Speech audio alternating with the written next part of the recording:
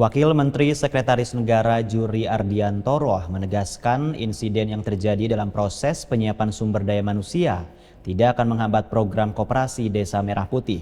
Pemerintah berkomitmen melanjutkan program sekaligus melakukan evaluasi terhadap peristiwa yang terjadi. Pemerintah memastikan program Koperasi Desa Merah Putih dan Kampung Nelayan Merah Putih akan tetap berjalan meskipun terjadi insiden meninggalnya 2 peserta program Sarjana Penggerak Pembangunan Indonesia saat mengikuti latihan dasar kemiliteran.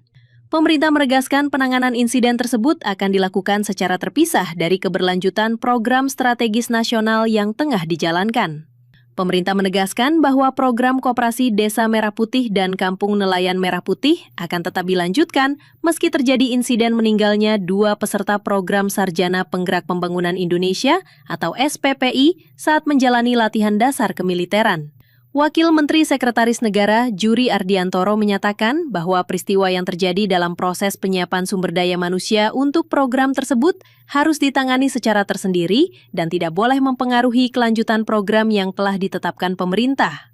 Menurut Juri, pemerintah akan melakukan penanganan dan evaluasi secara menyeluruh terhadap insiden tersebut, namun pelaksanaan program pemberdayaan ekonomi melalui Koperasi Desa Merah Putih dan Kampung Nelayan Merah Putih tetap menjadi prioritas. Mitigasinya tentu berbeda antara program Koperasi Merah Putihnya, kemudian penyediaan sumber daya untuk mengelola itu, dan tentu hal terkait dengan peristiwa atau kejadian seperti itu ya akan ditangani sebaik-baiknya dan tentu dipisahkan dari kegiatan atau kelanjutan dari program ini. Jadi program Koperasi Merah Putih tetap lanjut. Sebelumnya, Kementerian Pertahanan menyampaikan belasungkawa atas meninggalnya 2 peserta SPPI yang tengah menjalani pendidikan dasar kemiliteran di lingkungan Satuan Pendidikan TNI.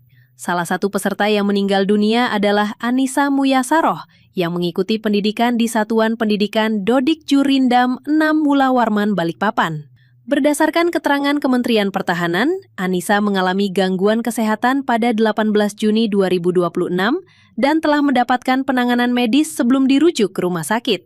Hasil pemeriksaan medis menyatakan yang bersangkutan meninggal dunia akibat heat stroke. Sementara itu, peserta lainnya yaitu Yonanda Muhammad Taufik yang menjalani pendidikan di Satuan Pendidikan Pusat Latihan Tempur Kodik Latat Batu Raja dilaporkan mengalami penurunan kondisi kesehatan pada 17 Juni 2026. Setelah mendapatkan penanganan dari tenaga kesehatan dan dirujuk ke rumah sakit, Yonanda dinyatakan meninggal dunia akibat kardiak arrest atau henti jantung. Pemerintah juga menegaskan bahwa keselamatan dan kesehatan peserta menjadi prioritas utama dalam pelaksanaan program SPPI. Evaluasi terhadap pelaksanaan pendidikan akan dilakukan untuk memastikan seluruh proses berjalan sesuai standar dan prosedur yang berlaku. Tim Liputan, El John Media melaporkan.